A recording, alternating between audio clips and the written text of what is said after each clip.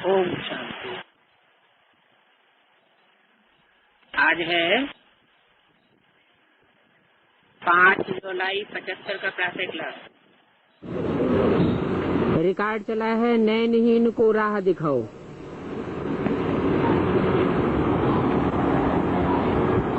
कौन से नैन की बात होगी?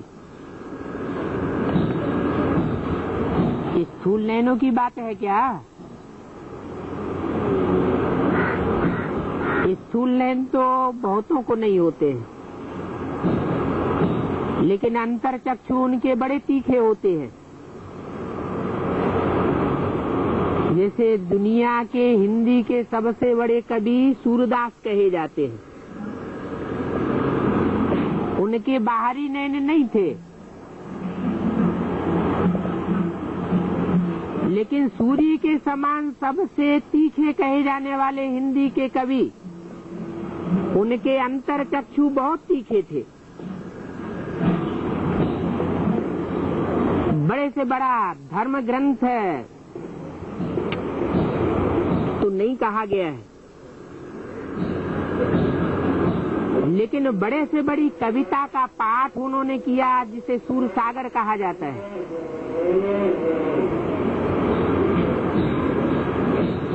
तो नैनहीन को राह दिखाओ प्रभु, भक्तों ने गाया। जिन भक्तों ने गाया उनके बाहरी नैन तो थे, लेकिन जो तीसरा नेत्र है वो नहीं था। तीसरा नेत्र पाने के लिए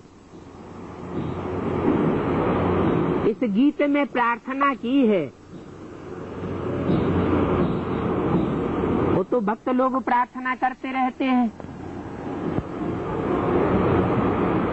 नैन तो बेचारों को मिलते नहीं।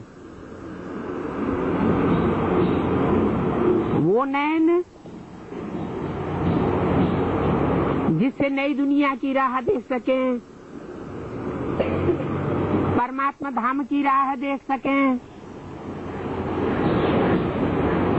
अपने अनेक जन्मों के पार्ट को देख सके।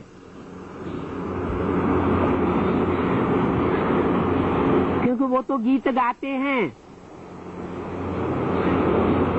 सिर्फ कनरस के लिए गाते हैं। भक्ति मार्ग में सिर्फ दिखावा होता है, अंदरूनी तात नहीं होती है कि हमें वो नैन मिले जिन नैनों से हम प्रभु के दर्शन करें। इन स्थूल आंखों से तो न आत्मा दिखाई पड़ती है, न परमात्मा बाप दिखाई पड़ता है।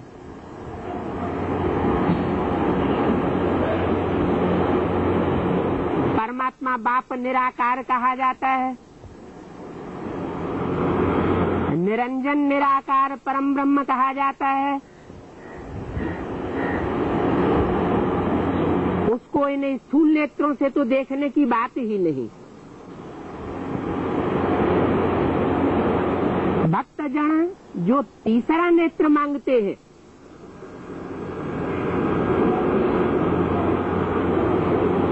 वो तीसरा नेत्र जेहि जानो तेहि देव जनाई, वो भगवान स्वयं आकर के तीसरा नेत्र देता है। जिसको तीसरा नेत्र होगा वही दूसरे को तीसरा नेत्र देगा, या जिसको होगा ही नहीं वो देगा। जिसके पास लाख करोड़ होगा तो दूसरों को कुछ न कुछ देगा। खुद ही रोडपति है तो देगा कैसे?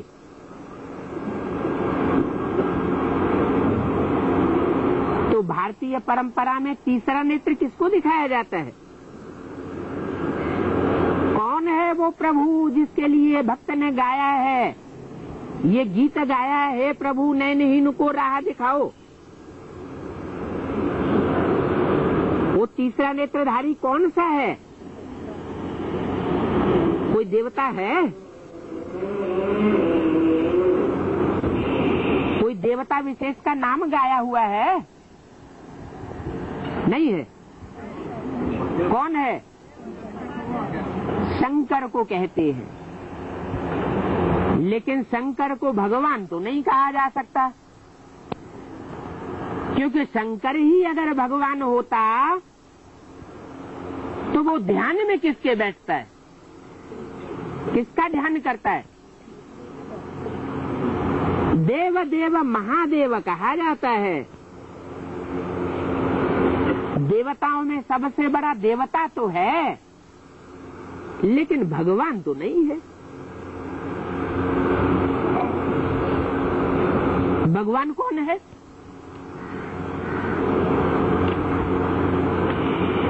शिव शंकर को मिला के इकट्ठा कर दिया है। शिव का नाम पहले और शंकर का नाम बाद में।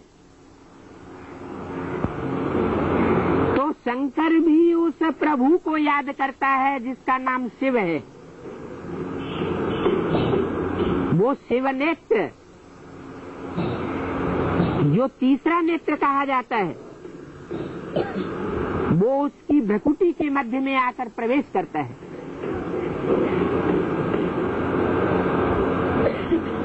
माना शिव अलग है और शंकर की सोल अलग है।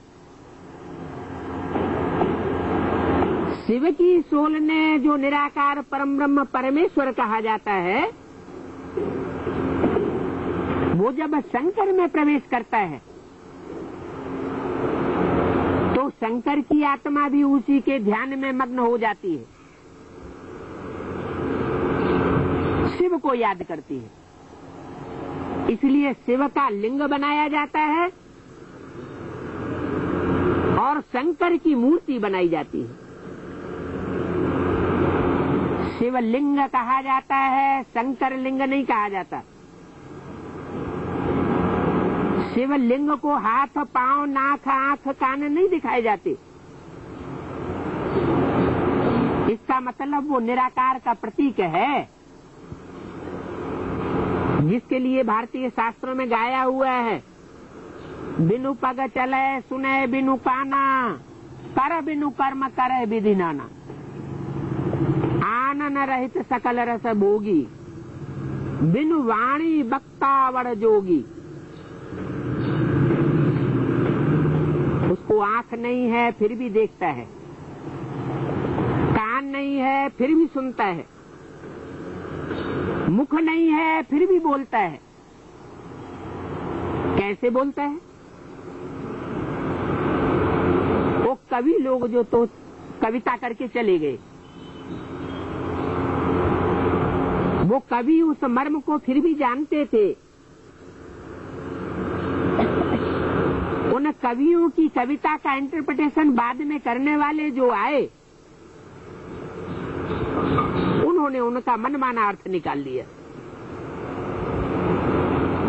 गाते तो बहुत हैं, बिनु पग चले सुने बिनु काना, उसको हाथ नहीं है, कान नहीं है, पांव नहीं है, फिर भी सारे कार्य करता है। कैसे करता है? अरे वो तो भगवान है, सब कुछ कर सकता है, मरी मक्खी को भी जिंदा कर सकता है। अरे भगवान है तो प्रकृति के नियमों को तोड़ेगा क्या? कुदरत तो उसी की रची हुई है, अपनी ही रची हुई रचना के नियमों को तोड़ने के लिए आएगा क्या वो?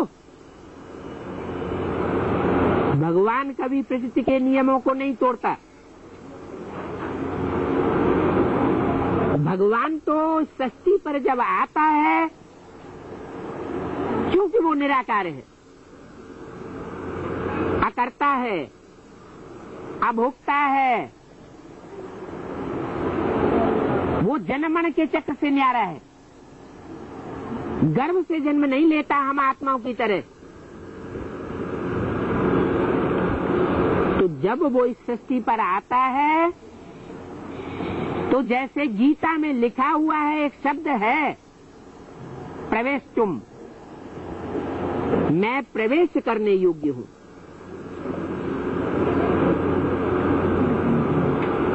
जैसे कोई भूत प्रेत आत्माएं कोई में प्रवेश कर जाती हैं, तो वो मनुष्य आत्माएं होते हुए भी दूसरों में प्रवेश करती हैं, तो क्या परमात्मा प्रवेश नहीं कर सकता? परमात्मा तो उन सूक्ष्म शरीरधारियों से भी जास्ती सूक्ष्म है। वो परम ब्रह्म परमेश्वर परमात्मा शिव सुप्रीम सोल जब इस सृष्टि पर आता है तो इस सृष्टि के रंगमंच का जो हीरो पार्टधारी है, कौन होगा हीरो पार्टधारी? देवताओं में जो सबसे बड़ा देवता होगा वो हीरो पार्टधारी होगा, या राक्षसों में दुख देने वालों में जो सबसे बड़ा राक्षस होगा वो हीरो पार्टधारी होगा? हीरो पार्टधारी कौन होगा और विलियन कौन होगा?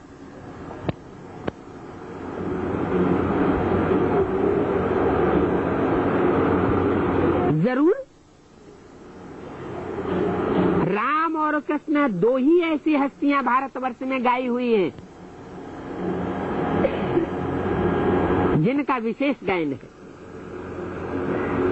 मानवीय रूप में।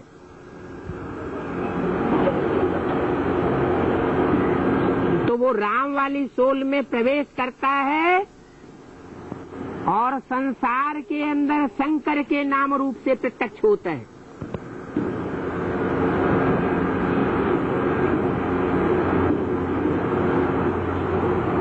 वही हीरो पार्टधारी है सृष्टि रूपी रंगमंच का। उस राम के मुकाबले रावण विलियन है, अपोजिशन में पार्ट बजाने वाला। वो निराकार शिव जब राम की सोल में प्रवेश करता है, शंकर के नाम रूप से संसार में प्रत्यक्ष होता है, परमात्मा पार्ट बजाता है। उस वक्त परमात्मा पार्टधारी के लिए ही भक्तों ने गाया, हे प्रभु नैनहीन को राह दिखाओ। जो भी भक्त हैं वो सब अंधे हैं। 2500 वर्ष से भक्ति की परंपरा की हिस्ट्री है। भक्ति होती आई है, दुनिया नीचे गिरती आई है। मनुष्य गुरुओं ने भक्ति सिखाई। भक्ति माना अंदर श्रद्धा युक्त कार्य। देवताओं की भक्ति सिखाते हैं, भगवान के रूप बताते हैं, उनकी बायोग्राफी को नहीं बताते, आगे पीछे कुछ नहीं। अरे जिनकी भक्ति करते हैं उनकी बायोग्राफी को, उनकी जीवन कहानी को तो जानना चाहिए। अटरम पटरम न कहीं उसका आगा मिलता है न कहीं पीछा मिलता है, ऐसी ऐसी कथा कहानियां बनाई दी हैं। तो परमात्मा बाप जब आते हैं, जो सृष्टि रूपी रंगमंच का सबसे बड़ा देवता बनने वाली आत्मा है, इस मनुष्य सृष्टि पर ही होती है। साधारण मनुष्य तन के रूप में होती है। जैसे गीता में लिखा हुआ है, मुझे साधारण मनुष्य तन में आए हुए भगवान को मूढ़मती लोग नहीं पहचान पाते, मेरा तिरस्कार करते हैं।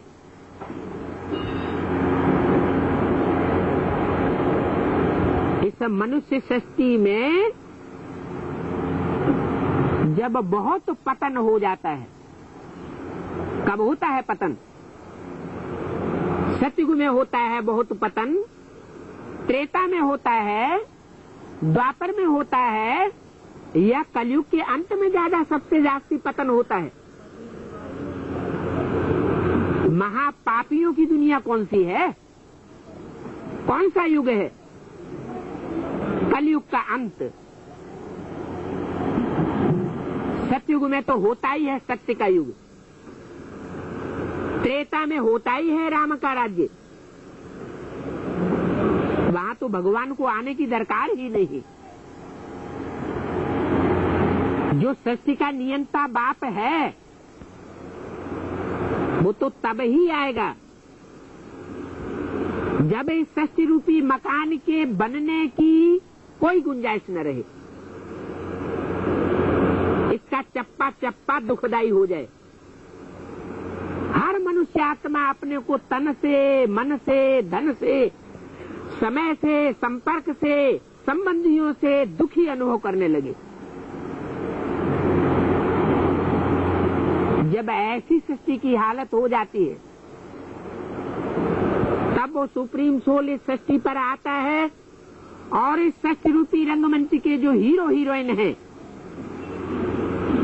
हीरो और हीरोइन के रूप में पार्ट बजाने वाली आत्माएं हैं। हर धर्म में उनकी मान्यता है। अंग्रेजों में उनको कहते हैं एडम और ईव, मुसलमानों में उनको कहते हैं आदम और हवा, जैनियों में उनको कहते हैं आदिनाथ और आदिनाथनी, हिंदुओं में उनको कहते हैं आदिदेव और आदिदेवी।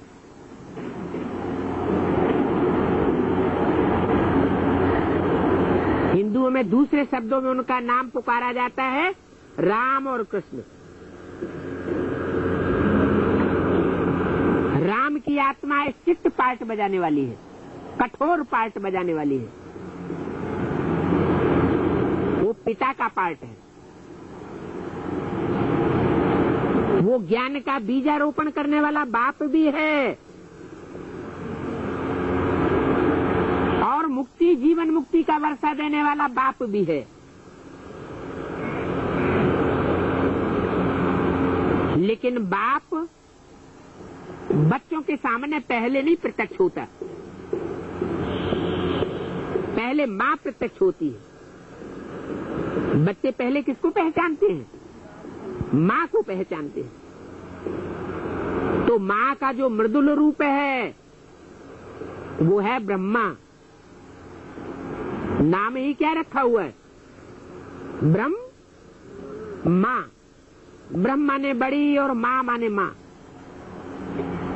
इस सृष्टि रूपी रंगमंच की जो बड़ी से बड़ी माँ का पार्ट बजाने वाली है वो सोल है, कृष्ण की सोल। मृदुल पार्ट बजाने वाली सोल, माँ के रूप में पार्ट बजाने वाली ब्रह्मा की सोल, जिसके द्वारा नई सृष्टि की स्थापना की जाती है।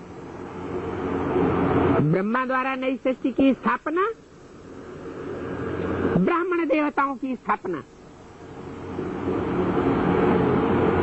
और शंकर द्वारा पुरानी पतित सृष्टि का विनाश।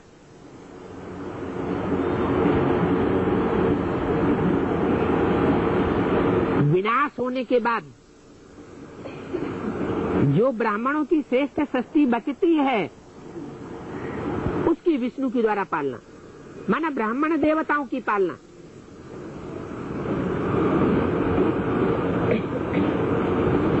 विष्णु कोई अलग से देवता नहीं होता। राम और कृष्ण और उनकी सहयोगी शक्तियां सीता और राधा, दूसरे शब्दों में इनके नाम कहे जाएं शंकर और ब्रह्मा, और उनकी सहयोगी शक्तियां पार्वती और सरस्वती। इन चार आत्माओं का कॉम्बिनेशन है स्वभाव संस्कार का, जो विष्णु कहा जाता है, चार भुजाओं वाला। ये चार भुजाएं सुप्रीम सोल परमात्मा बाप के कार्य में दुनिया की सबसे बड़ी मददगार बनती है। मददगार को ही भुजा कहा जाता है। कहते भी हैं हमारा भाई खत्म हो गया, हमारी दाहिनी भुजा कट गई। तो कोई स्थूल भुजा कटने की बात थोड़ी ही है। भुजा माना सहयोगी, मददगार। तो परमात्मा के कार्य में जो विशेष मददगार बनने वाली 4 आत्माएं हैं, राम, कृष्ण और उनकी सहयोगी शक्तियां, उनके स्वभाव संस्कार का जब कॉम्बिनेशन हो जाता है, मेल हो जाता है, तब ही नई सृष्टि विष्णु की शुरू होती है। बहुत छोटे रूप में सृष्टि शुरू होती है। किसी एक पारिवारिक इकाई से ही सत्युग की शुरुआत होगी। ऐसे नहीं कि फूंक मारने से कलयुग खत्म हो जाएगा और नई सत्युग की दुनिया इस सारी सृष्टि पर आ जाएगी। सुप्रीम सोल परमात्मा बाप हीरो हीरोइन के तन में प्रवेश करके ज्ञान की जो वाणी सुनाते हैं, उस वाणी के 2 रूप होते हैं। पहले माँ के रूप में मीठी मीठी लोरी देते हैं। उस लोरी का शास्त्र में नाम लिख दिया है मुरली, बांसुरी। ब्रह्मा के मुख से वो मीठी मीठी तान सुप्रीम सोल सुनाता है। ब्राह्मण बच्चे उस मीठी तान को सुनते हैं।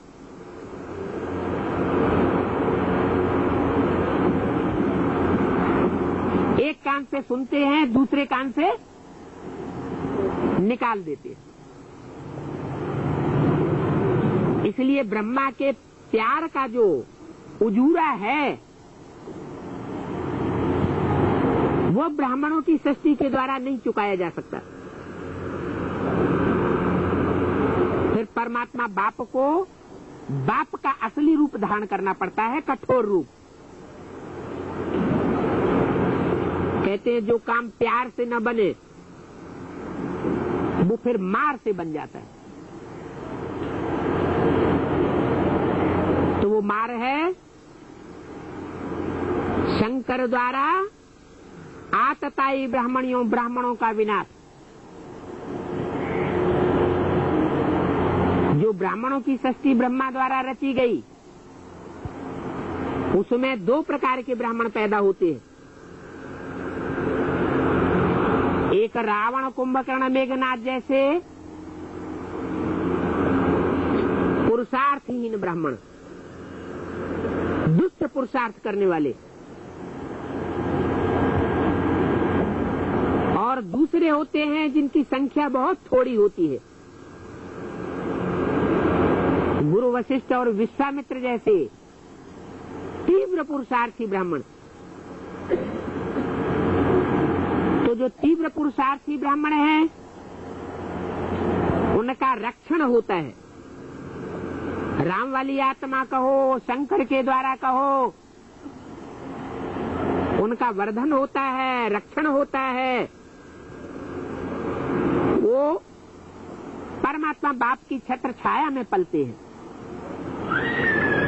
और जो आसुरी ब्राह्मण हैं, उनको ज्ञान के बाणों से घायल किया जाता है। ऐसे नहीं कि परमात्मा बाप आकर के कोई स्थूल लोहे के बाण चलाता है और असुरों के गले काट देता है, हिंसा करता है। अरे आज के कलयुगी महात्माएं भी ये नहीं सिखाते किसी की हिंसा करो। तो महात्माओं से भी ऊंचा जो परमात्मा है, वो किसी की हिंसा करना कैसे सिखाएगा या हिंसा कैसे करेगा? तो वो निराकार परम ब्रह्म परमेश्वर परमात्मा शिव जिसे कहा जाता है, वो शंकर में प्रवेश करके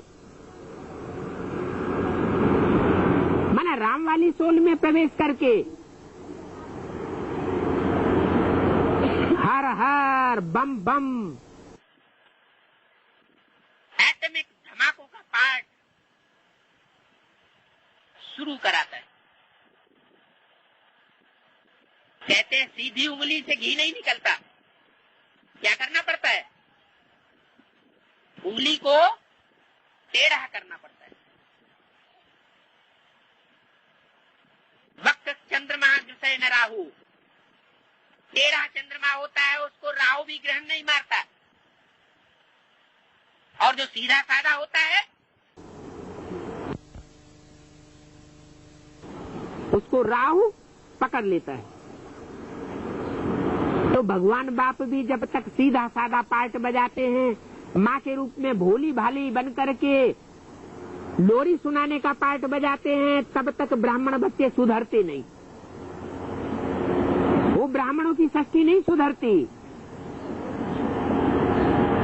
इसलिए परमात्मा बाप को फिर धर्मराज जस्टिस का रूप पकड़ना पड़ता है, सुप्रीम जस्टिस। दूध का दूध और पानी का पानी करता है। जो राक्षसी प्रकृति के हैं उनको दंड देना शुरू करता है,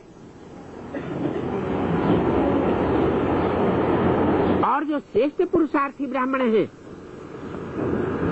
उनका परिवर्धन करना शुरू करता है। अकेला कोई कार्य नहीं कर सकता। सुप्रीम सोल भी श्रेष्ठ ब्राह्मण बच्चों के द्वारा ही वो कार्य संपन्न कराते हैं, जो कार्य दुनिया में कोई धर्म गुरु नहीं कर सका, कोई इब्राहिम बुद्ध क्राइस्ट गुरु नानक विवेकानंद नहीं कर सका। कलयुगी सृष्टि को पलट करके परिवर्तन करके सतयुगी नई दुनिया की स्थापना करना, ये एक परमात्मा के सिवाय और किसी मनुष्य मात्र का काम नहीं है।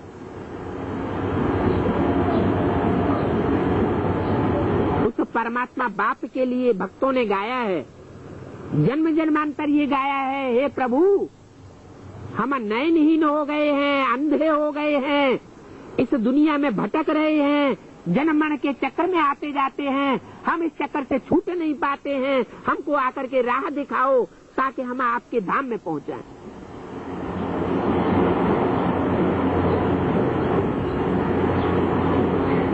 तो वो तीसरा नेत्रधारी बन करके आता है। वो तीसरा नेत्र कोई देखने की चीज नहीं है,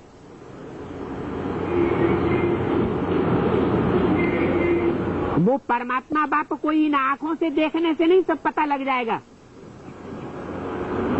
ये परमात्मा है या ये महात्मा है या ये पाप आत्मा है, पुण्य आत्मा है, ये इन आंखों से देखने से पता चलेगा क्या?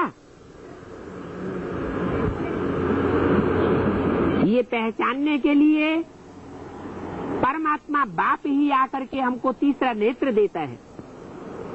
वो बुद्धि का तीसरा नेत्र आकर के खोलता है।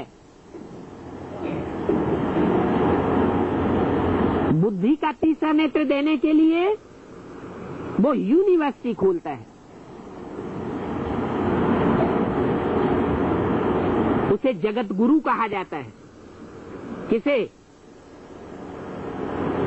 श्री श्री 108 शंकरानंद जी महाराज को कहा जाता है क्या, जिन्होंने टाइटल रखवाई लिए हैं? श्री श्री 1008 स्वामी सच्चिदानंद जी महाराज को कहा जाता है? उनको सारा जगत तो क्या, भारत के भी सारे मनुष्य नहीं मानते हैं अपना गुरु, तो जगत गुरु कैसे हो गए?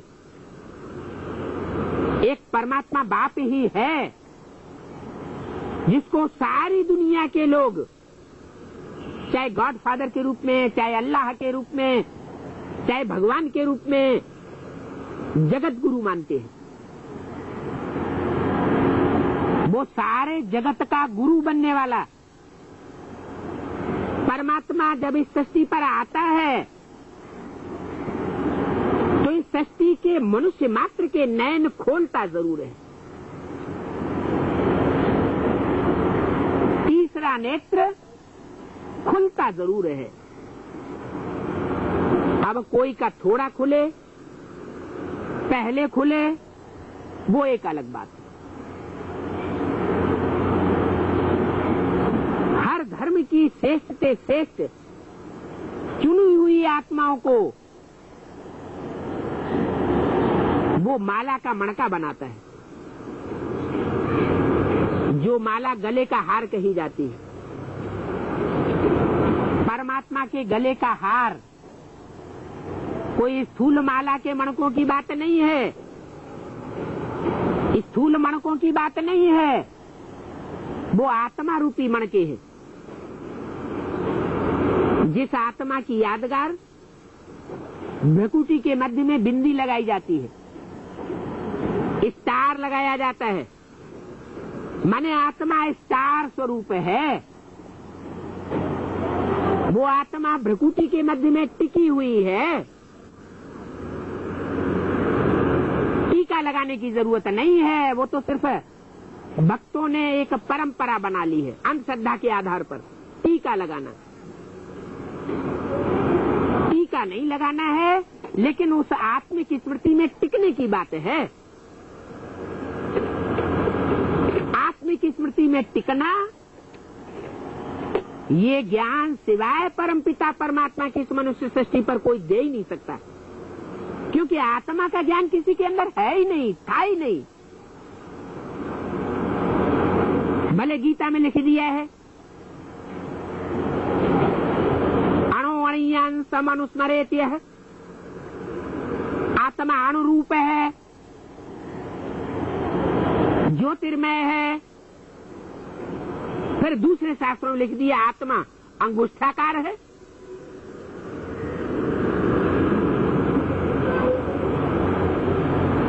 तो मनुष्य फैसला नहीं कर पाते कि वास्तव में आत्मा का रूप क्या है।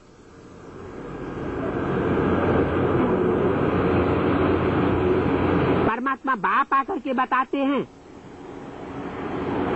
कि आत्मा का असली रूप है स्टार के मुआफिक। जिस स्टार की रोशनी इन आंखों से निकल रही है, वो स्टार रूपी आत्मा जब इस शरीर को छोड़ देती है तो आंखें बटन हो जाती हैं।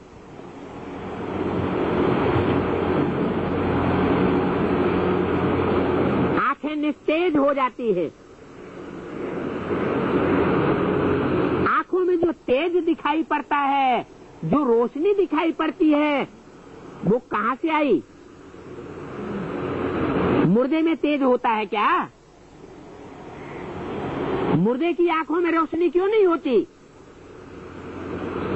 क्योंकि वो स्टार जो भ्रकुटी के मध्य में बैठा हुआ था, वो मुर्दे में से निकल गया।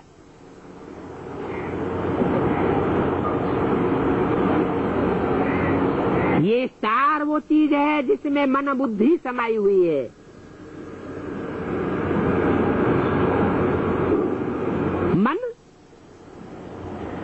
मन का काम है मनन चिंतन मंथन करना, और बुद्धि का काम है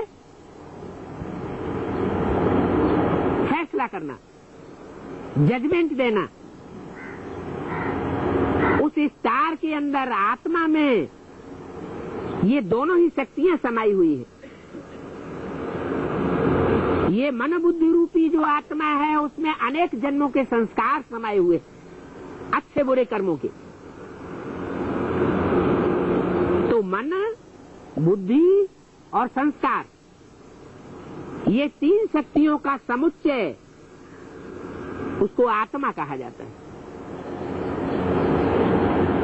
बिंदु बिंदु आत्मा है, उन सब बिंदु बिंदु आत्माओं का बाप है परमपिता परमात्मा शिव। इसलिए जब रुद्र यज्ञ रचते हैं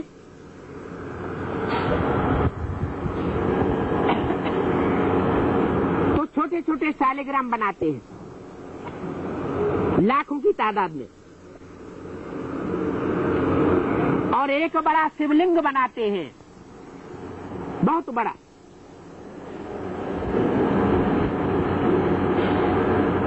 वो है परमात्मा बाप की यादगार।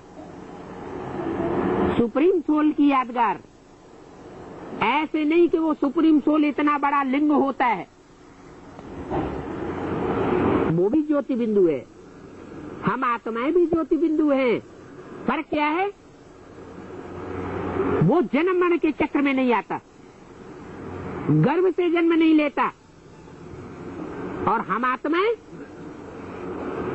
गर्भ से जन्म लेती है, जन्म मरण के चक्र में आती है। हम इस सृष्टि पर आत्माएं जब आती हैं तो वापस जाने का रास्ता भूल जाती है। वो सुप्रीम सोल बाप परमात्मा शिव जब तक इस सृष्टि पर ना आए तब तक कोई भी मनुष्य आत्मा वापस नहीं जा सकती। इसलिए दुनिया की जनसंख्या पॉपुलेशन बढ़ती रहती है, कभी पिछले समय के मुकाबले अगले आने वाले समय में जनसंख्या कम नहीं होती।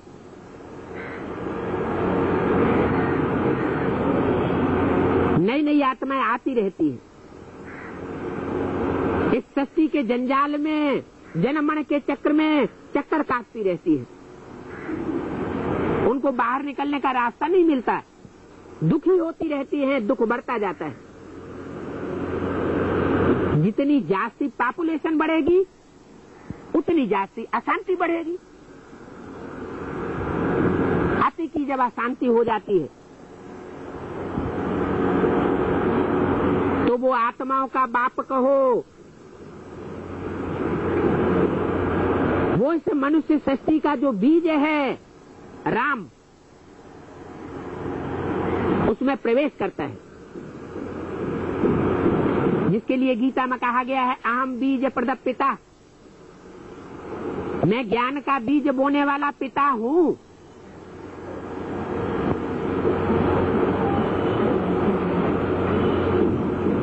उसको गीता में सूर्य भी कहा गया है।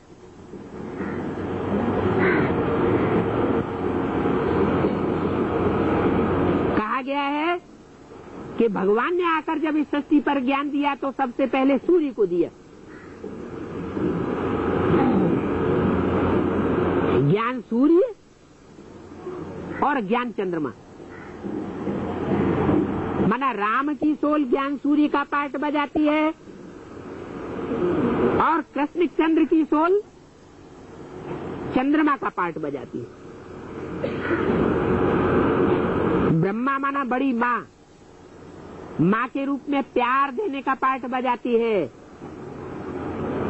कब से बजाती है? कलयुग के अंत में, जब क्राइस्ट के जन्म को 3000 वर्ष पूरे होने जाते हैं, उससे कुछ समय पहले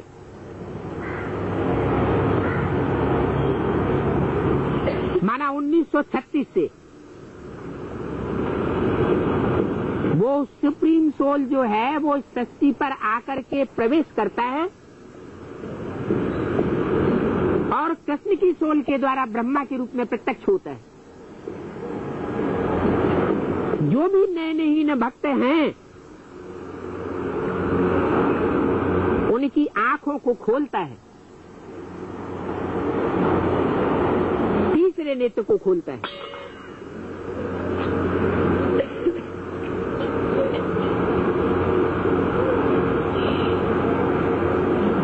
जो नए नहीं है वो अंदर से अनुभव करते हैं कि अब हमें तीसरा नेत्र मिल गया, जो पाना था तो पा लिया।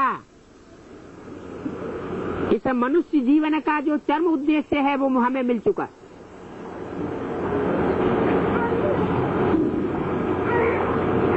अनुभव करते हैं कि हमारी आंख खुल रही है।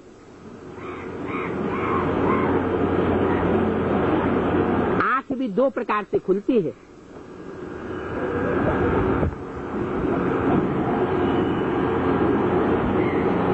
एक तो मनुष्य जब जगता है नींद से तो सवेरे सवेरे अलसाया हुआ होता है,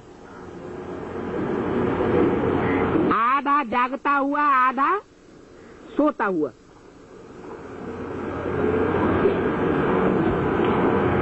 ब्रह्मा के द्वारा जो ज्ञान सुनाया जाता है वो भी ऐसे ही है।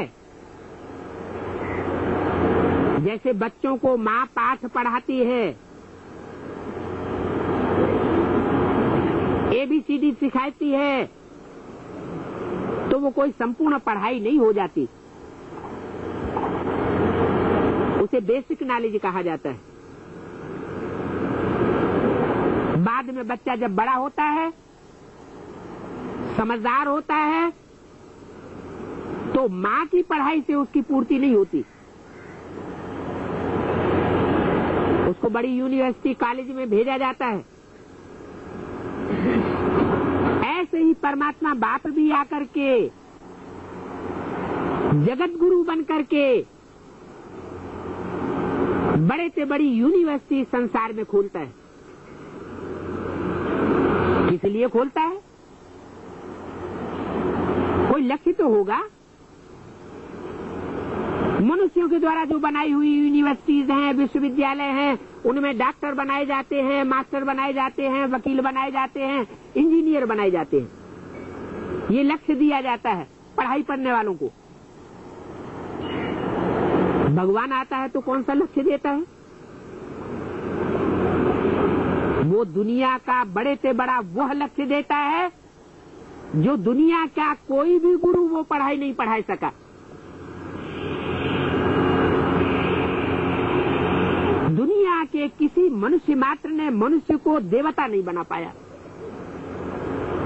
गीता में जो ज्ञान है, मनुष्यों के द्वारा लिखी हुई गीता है, उसमें भी वो लक्ष्य दिया हुआ है कि भगवान ने नर अर्जुन को ऐसा ज्ञान दिया जो नर अर्जुन नर से नारायण बना और नारी द्रौपदी लक्ष्मी बनी। ये नर से नारायण और नारी से लक्ष्मी बनाने का ज्ञान परमात्मा बाप के सिवाय कोई दे ही नहीं सकता।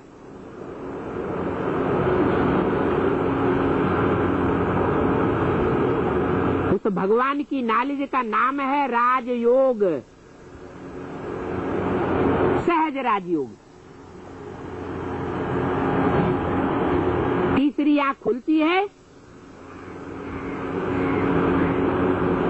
और मनुष्य आत्मा अपने को राजयोगी का अनुभव करती है। वो योग क्या है जिसमें ये राज भरा हुआ है आत्मा की उन्नति का। मनुष्य आत्माएं जो देवताएं थी वो नीचे गिरते गिरते कैसे आसुर बन गई। आसुरी आत्मा पाप आत्माओं को दिव्य ज्ञान चक्षु के आधार पर कैसे देवात्मा बनाया जाता है, वो इससे राजयोग से सीखा जा सकता है। इसका नाम है सहज राजयोग। नाम तो सहज राजयोग है, लेकिन अर्जुन जैसे जो पुरुषार्थी हैं वो कभी कभी ये अनुभव करते हैं कि मैं इस ज्ञान की तीक्ष्णता को सहन नहीं कर सकता। इसलिए गीता में लिख दिया है कि हजारों सूर्यों से भी ज्यादा तीक्ष्ण रोशनी वाला ये ज्ञान है, लेकिन ऐसी कोई बात नहीं है। इसकी तीक्ष्णता, इसका तलखीलापन, इसकी मार उन आत्माओं को अनुभव होती है जो परमात्मा बाप को पहचान कर भी उसके बताए हुए रास्ते को समझकर भी उल्टी चलन चलते हैं। परमात्मा बाप श्रेष्ठ मत देने वाला है। उस श्रेष्ठ मत को त्याग कर मनुष्यों की मत पर चल पड़ते हैं या मन मत पर चल पड़ते हैं, तब वो ज्ञान भी उनको बहुत तीक्ष्ण लगता है। कहते हैं ज्ञान में जब नहीं आए थे तब हमारी अवस्था बहुत अच्छी थी। जब से ज्ञान में चले हमारी अवस्था खराब होती जा रही है। जब से एडवांस में आए हैं तब से हम अपवित्र होते चले जा रहे हैं, हमारी गिरती कला होती जा रही है। या बेसिक नॉलेज में हम बड़े अच्छे चल रहे थे, इस एडवांस नॉलेज में हम नीचे गिरते जा रहे हैं। कारण क्या होता है? अपने अंदर झांक करके नहीं देखेंगे कि हमने क्या गलती की है। तीसरा नेत्र देने वाले ने तो दिव्य चक्षु दिया, ज्ञान का तीसरा नेत्र दिया, लेकिन ये नहीं ध्यान देते ज्ञान कहां से आता है। ज्ञान एक निराकार परमपिता परमात्मा शिव से आता है और अज्ञान मनुष्य गुरुओं से आता है। इन्हें इब्राहिम, बुद्ध, क्राइस्ट, गुरु नानक, विवेकानंद आदि से आ रहा। अगर अज्ञान ना आया होता तो दुनिया ऊंची चढ़ती या नीचे गिरती?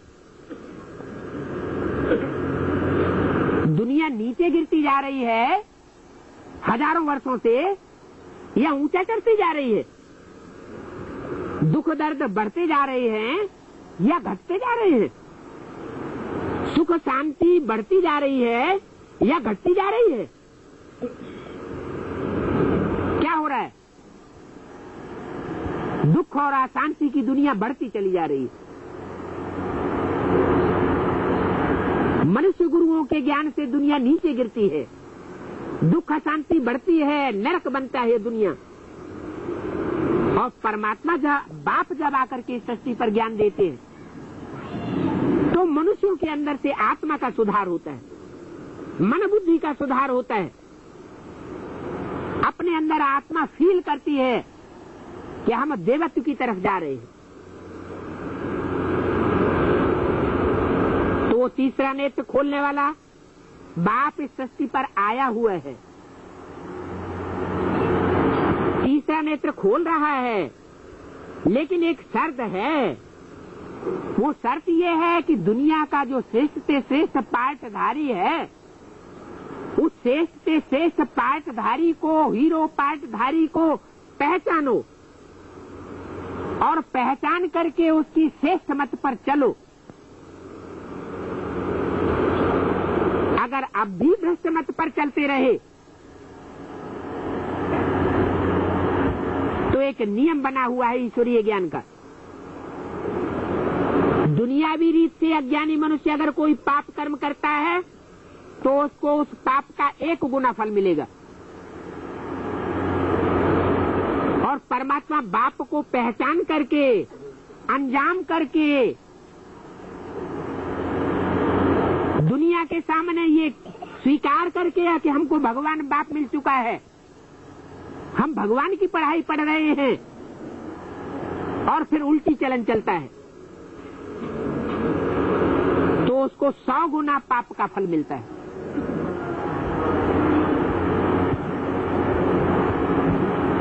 अगर बेसिक नॉलेज में है तो 100 गुना फल मिलेगा उल्टे कर्म का, और अगर बेसिक नॉलेज से भी ऊंचा उठ करके एडवांस नॉलेज में आ गया, पक्का द्विज बन गया, ज्ञान का यज्ञोपवीत धारण कर लिया। यज्ञोपवीत में 3 सूत्र होते हैं, 3 धागे। वो 3 धागे वास्तव में ब्रह्मा का ज्ञान, विष्णु का ज्ञान सूत्र और शंकर का ज्ञान सूत्र। इन 3 ज्ञान सूत्रों को अपने जीवन में धारण करने वाला, इन 3 सूत्रधारियों को, देवताओं को पहचानने वाला, जिसकी बुद्धि रूपी ताकत में ब्रह्मा का पार्ट बजाने वाला इस सृष्टि रूपी रंगमंच पर कौन है, विष्णु का पार्टधारी कौन है, और शंकर के रूप में पार्ट बजाने वाला वो पार्टधारी कौन है, परमात्मा ज्ञान के आधार पर जिसकी बुद्धि में ये बात पक्की हो जाती है, बैठ जाती है, वो हुआ पक्का द्विज। 3 सूत्रधारी यज्ञोपवीत धारण करने वाला पक्का ब्राह्मण। अगर ऐसा ब्राह्मण श्रेष्ठ से श्रेष्ठ ज्ञान लेने के बावजूद भी अगर उल्टे कर्म करता है, जैसे रावण बहुत बड़ा ज्ञानी था, जैसे ब्रह्मा के हाथों में वेद शास्त्र दिखाए जाते हैं, रावण के हाथों में भी वेद शास्त्र दिखाए जाते हैं। चित्र चरित्र की यादगार है, हाथ बुद्धि की यादगार है। जैसे हाथ से कोई चीज कैच की जाती है, ऐसे बुद्धि रूपी हाथ से भी कोई बात कैच की जाती है। तो ब्रह्मा के हाथों में स्थूल हाथों की बात नहीं है, बुद्धि रूपी हाथों में, अथवा रावण के बुद्धि रूपी हाथों में वेद शास्त्रों का अंबार दिखाया जाता है। वो वेद शास्त्रों का अंबार धारण करने वाला रावण, दूसरों को ज्ञान सुनाने वाला प्रकांड विद्वान रावण, जो ब्राह्मण कहा जाता है, ब्रह्मा की औलाद ब्राह्मण, कर्म कैसे करता है? क्या कर्म करता है? साधु का वेश धारण करके सीताओं को हरण करता है, सीताओं का शील भंग करता है, अत्याचारी बनता है, चोर डकैत बनता है। ऐसे आतताई ब्राह्मणों को फिर 100 गुना पाप कर्म का दंड नहीं भोगना पड़ता, उनको 1000 गुना दंड लगता है। इसलिए ऐसे ब्राह्मणों की अवस्था फिर नीचे गिरती रहती है। अवस्थाएं नीचे गिरती हैं, तब पता लगता है कि हम तो नीचे गिर गए। हम श्रीमत जो हमें पकड़नी चाहिए, वो श्रेष्ठ मत को हमने न पकड़ करके मनुष्य गुरुओं को पकड़ लिया, अथवा मन मत पर चल पड़े। इसलिए भगवान बाप आकर के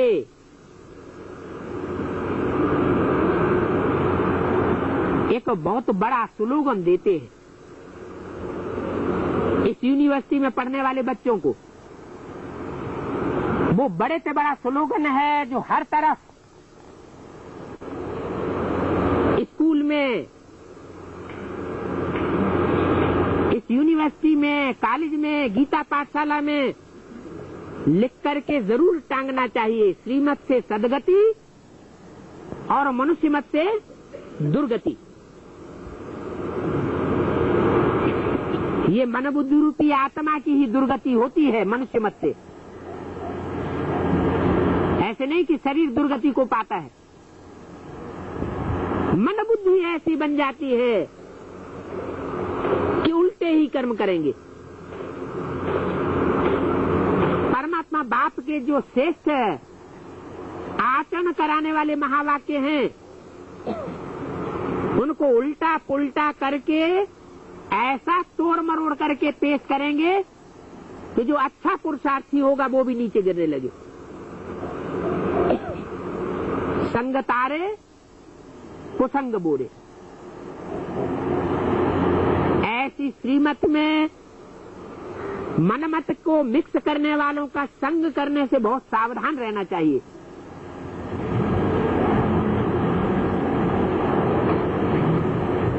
तीसरा नेत्र बाप ने हमें दिया जरूर है, लेकिन अगर उस तीसरे नेत्र पर हमने चश्मा चढ़ा लिया रंग बिरंगा, या काला चश्मा चढ़ा लिया, तो दुनिया कैसी दिखाई पड़ेगी? उज्जवल दिखाई पड़ेगी, साफ दिखाई पड़ेगी, या काली ही काली नजर आएगी? अगर परमत और श्रीमत उसमें भेद नहीं किया, परमत पर चल पड़े, मनुष्य मत पर चल पड़े, तो दुनिया में दूसरों के अवगुण ही अवगुण नजर आएंगे। अवगुण नजर आएंगे तो अवगुणों को देखते देखते हमारी आत्मा भी अवगुण वाली बन जाएगी।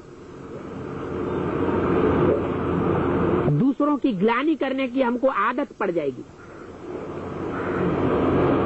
परमात्मा बाप तो हमें बताते हैं, दूसरों के गुण देखो, अपने गुण देखो, न दूसरों के अवगुण देखो, न अपने अवगुण देखो। अवगुणों को देखने का चौपड़ा बंद करो, अपने गुणों को आगे बढ़ाओ। दूसरी आत्माओं के गुणों को देख करके उनको आगे बढ़ाओ।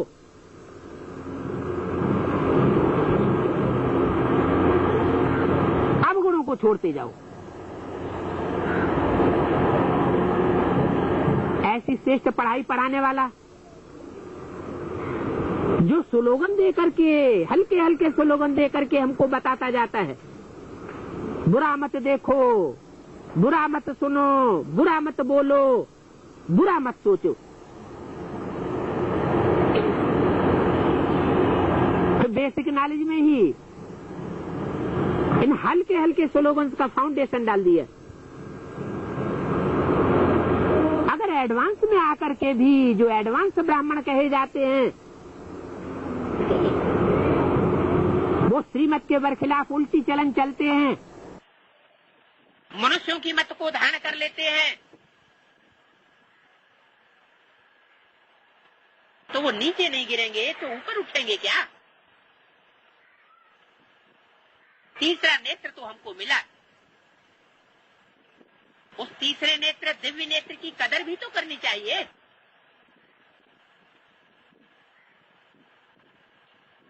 परमात्मा बाप का दिया हुआ तीसरा नेत्र है, वो ज्ञान का नेत्र कोई मनुष्य मात्र नहीं दे सकता। और चारों युगों के चक्र में सिर्फ एक बार ही आकर के वो ज्ञान का नेत्र देता है। बाकी सतयुग में, त्रेता में, द्वापर में, कलयुग में कभी भी ये ज्ञान नहीं मिला है और न मिलेगा। तो ऐसे श्रेष्ठ ज्ञान की कितनी कदर करनी चाहिए।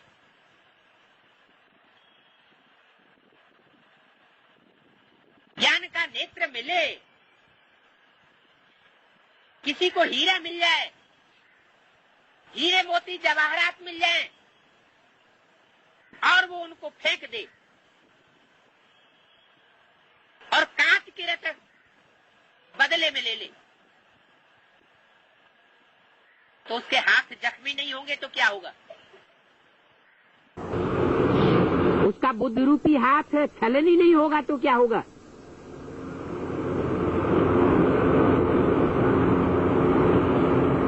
अभी गीत गाने का समय नहीं है। नैनहीन को राह दिखाओ प्रभु, रिकॉर्ड बजाएं और याद में बैठे, वो टाइम अब नहीं रहा। भगवान बाप तो आते ही कहते हैं ये दुनिया विनाश होने वाली है। महाभारी महाभारत ग्रह युद्ध सामने खड़ा हुआ है।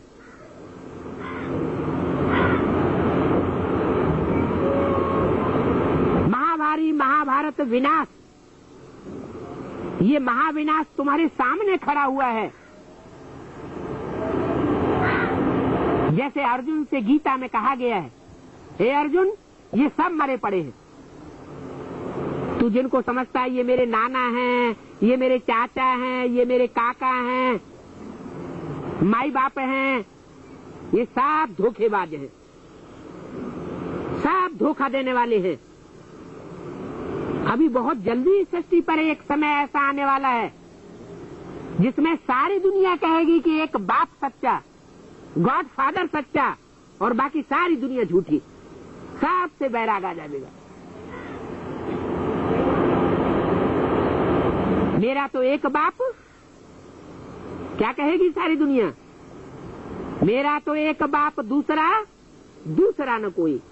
जैसे मीरा ने तो गीत गाया था आज से 800-900 वर्ष पहले। क्या गीत गाया था? मेरे तो गिरधर गोपाल, दूसरो न कोई।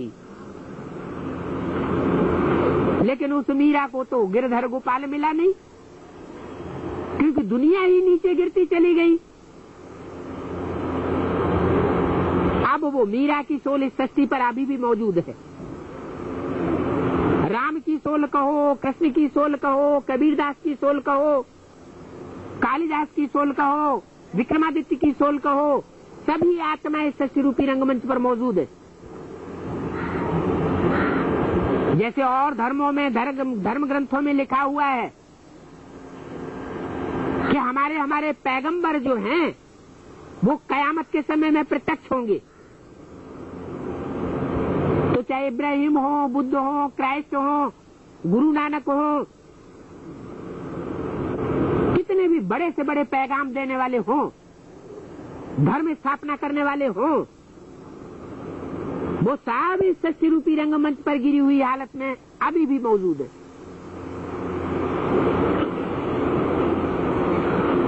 उन सब पतितों को पावन बनाने वाला एक पतित पावन परमपिता परमात्मा है, जो सारी मनुष्य सृष्टि को पतित से पावन बनाने के लिए आया हुआ है।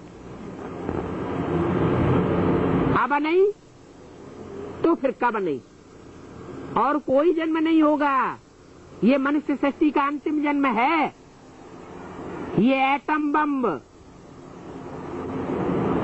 जो हर के साथ बम जुड़ा हुआ होता है, वो घरों की सजावट के लिए नहीं बने हुए हैं। 2 विश्व युद्ध हो चुके, तीसरा विश्व युद्ध नहीं होगा, ये कोई गारंटी नहीं है। भगवान तो आकर बताते हैं 2 प्रकार के विश्व युद्ध अभी होने हैं। एक महाभारी महाभारत गृह युद्ध, जिसमें हिंदू, मुसलमान, सिख, ईसाई सब आपस में भारत में लड़ेंगे, खून की नदियां बहेंगे। इतना कड़ा विनाश और किसी देश में होना नहीं है। भयंकर खूनखार लड़ाई हो जाएगी। ये तीसरा विश्व युद्ध होगा, जिसमें भारत और भारत के आसपास के देश नेस्त नाबूद होने लगेंगे। लेकिन भारत तो अविनाशी खंड है।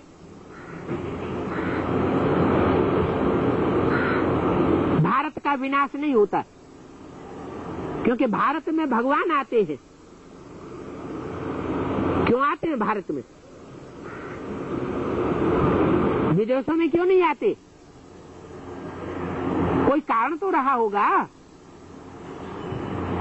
क्योंकि भारत में ही जो कन्याओं माताओं रूपी गौएं हैं, उन सीधी साधी गौओं को ये शिक्षा दी जाती है परंपरा से कि जिस खूंटे पर तुम्हें बांध दिया जाए, सारे जीवन वही बंद करके रहना, अपने कर्तव्य का पालन करना। और वो गौएं सारे जीवन उस खूंटे से बंद करके पवित्रता का पालन करते हुए, पर पुरुष का चिंतन न करते हुए अपना जीवन बिताती है। ये पवित्रता और किसी देश में नहीं सिखाई जाती। ये पवित्रता परमात्मा बाप को बहुत प्रिय है।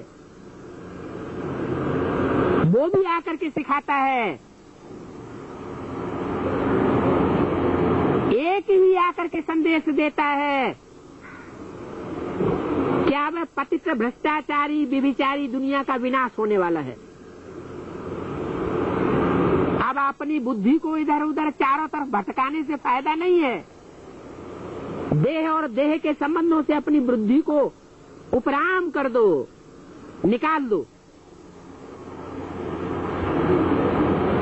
और मेरा तो एक शिव बाबा, दूसरा न कोई। मेरा तो एक बाप, दूसरा न कोई। इस स्थिति में स्थित हो जाओ।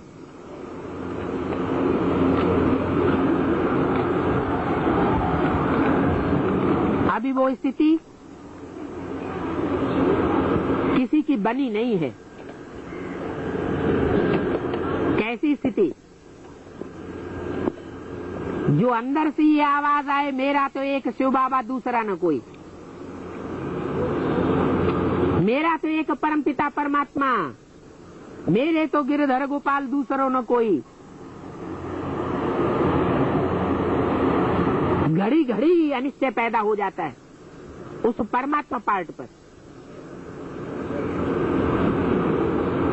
निश्चय और अनिश्चय के जनमण के चक्र में आत्मा डोलती रहती है।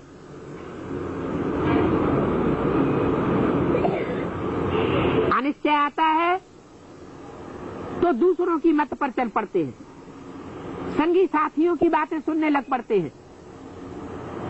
और निश्चय बैठता है तो एक परमात्मा बाप की मत पर चलते हैं। श्रीमत से सदगति होती है और मनुष्य गुरुओं की मत पर चलने से दुर्गति होती जाती है। ये जन्म जन्मांतर की शूटिंग अभी हो रही है आत्मा की। अनेक जन्मों की रिकॉर्डिंग अभी हो रही है। राजयोग सीख करके चाहे जन्म जन्मांतर के राजा अभी बन जाएं और चाहे तो प्रजापद पाले, अनेक जन्म दास दासी बनते रहे। मनुष्यों की मत पर चलते रहेंगे तो नीचे गिरते रहेंगे, पद का विनाश होता रहेगा, दास दासी बनते रहेंगे। और भगवान की मत पर चलते रहेंगे तो जन्म जन्मांतर के राजा और रानी बनते रहेंगे, राज घराने में जन्म लेते रहेंगे। दुनिया के इतने बड़े बड़े राजाएं हुए हैं, राज परिवार हुए हैं, उन राजाओं को राजाई किसने सिखाई? कब सिखाई? कभी तो सिखाई होगी, कोई ने तो सिखाई होगी। तो ये टाइम अब चल रहा है। परमात्मा बाप आकर के जन्म जन्मांतर का राजा बच्चा बनाने के लिए आया हुआ है, राजयोग सिखाए रहा है। उस राजाओं का राजा बनाने वाले को, जो महाराजा बनाने वाला है, जो साधारण रूप में सृष्टि पर कार्य कर रहा है, उसको पक्का पक्का पहचान कर अब उसको धोखा नहीं देना चाहिए। अब भी अगर पहचान कर धोखा देते रहेंगे, मुकरते रहेंगे, तो अब कोई संभालने वाला नहीं है। अपनी मुट्ठी में अपनी तकदीर है, चाहे तो उस तकदीर को बनाए या बिगाड़े। ओम शांति।